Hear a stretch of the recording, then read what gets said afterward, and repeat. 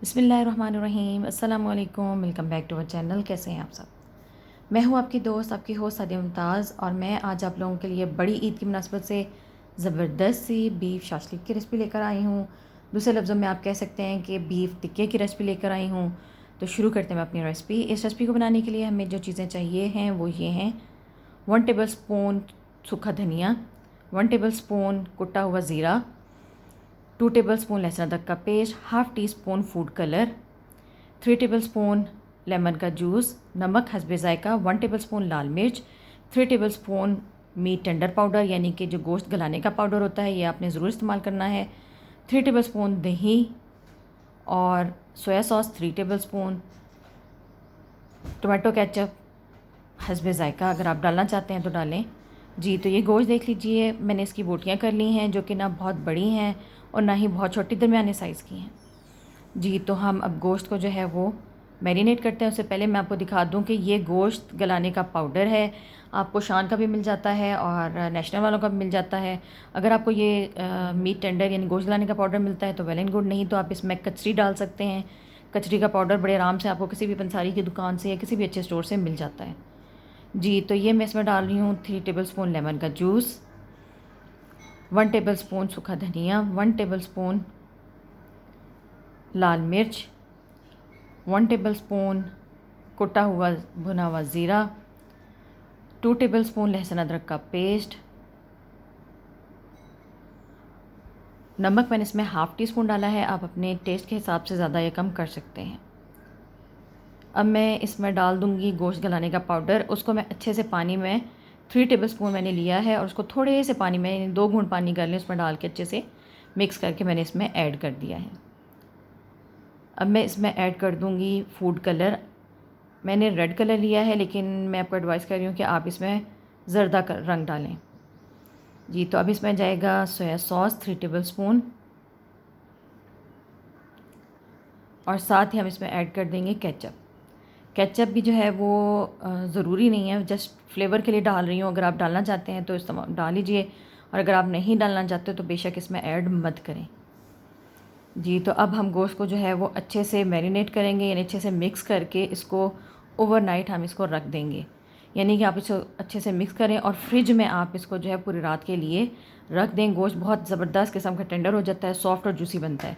और अगर आपने उसी दिन बारबेक्यू करना है या शाशलिक बीफ शाशलिक बनाने हैं तो आप इसको कम से कम 6 घंटे फ्रिज में रख दीजिए मैरिनेट करने के बाद। तो फिर ये ज़बरदस्त सा जो है वो गल जाएगा। दही मैं इसमें ऐड नहीं करी, वो इसमें थोड़ी देर यानी घंटे बाद ऐड कर दूँगी। जी, तो गोश्त जो है वो 6 घंटे में रख चुकी हूँ फ्रिज में, मैरिनेट हो चुका है। मैंने उसमें दही भी ऐड कर दिया था। और अब हम जो है वो अपने सेकंड स्टेप की तरफ आ जाते हैं। ये मैं आपको दिखाती हूँ कि मैंने ले लिए हैं टमाटर और उनके मैंने निकाल लिए हैं बीज, और इनको ये देखिए कि मैंने खुश करके क्यूब्स की फॉर्म में काट लिया है इस तरीके से।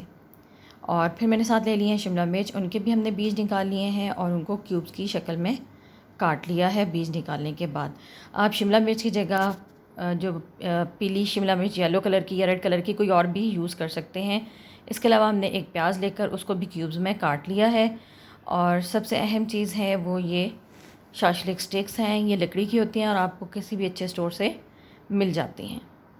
जी, तो शुरू करते हैं हम स्टिक में अपने गोश्त और वेजिटेबल्स को परोना। सबसे पहले मैं इसमें प्याज की एक परत ले लूँगी, साथ आप इसके जो है वो शिमला मिर्च ले लीजिए, टमाटर ले लें।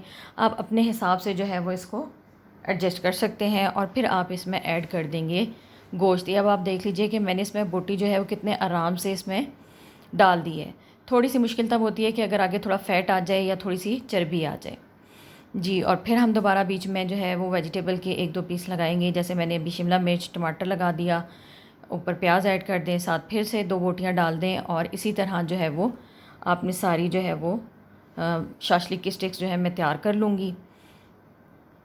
अच्छा, अगर आप इस तरह से तैयार करना चाहते हैं इस शाशलिक स्टिक बना के, तो आप इस तरह से भी तैयार कर सकते हैं। और अगर आप चाहते हैं बारबेक्यू करना, यानी कि आप कोयलों पे बनाना चाहते हैं, तो उसके लिए आप जो हमारी लोहे की सीखें मिलती हैं, आप उनके अंदर गोश्त जो है वो लगा लेंगे और सब्ज़ियाँ बेशक उसमें मत लगाएं और उसको कोयलों पे भून लीजिए। और अगर आपके पास सीखे नहीं हैं या चिकन शाशली की जो शाशली की जो स्टिक्स हैं वो भी नहीं हैं, तो फिर आप इस गोश्त को मैरिनेट करने के बाद एक देगचे में थोड़ा सा ऑयल ले लें और सारे गोश्त को उसमें डाल के हल्की आंच पे अच्छे से इसको जो है वो भून लें, पका लें।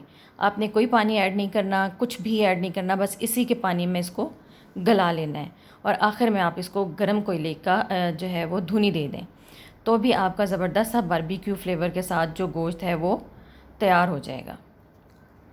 जी, तो ये तो तरीके थे 2-3 किस्म के कि आप इनमें से जो भी आपको पसंद हो, आप की आसानी के लिए मैंने बता दिया है कि आप इस तरह से कर लेते हैं। दूसरा ये कि जब आप सीख पे या स्टिक्स पे गोश्त लगा रहे होंगे तो इस चीज़ का आपने ध्यान रखना है, कहीं कहीं जो बोटियाँ हैं वो फ़ैट की वजह से मुश्किल से जाती हैं और एकदम से जो स्टिक है वो कहीं आपके हाथ में ना लग जाए, इस चीज़ का ख़ास ख्याल रखिएगा।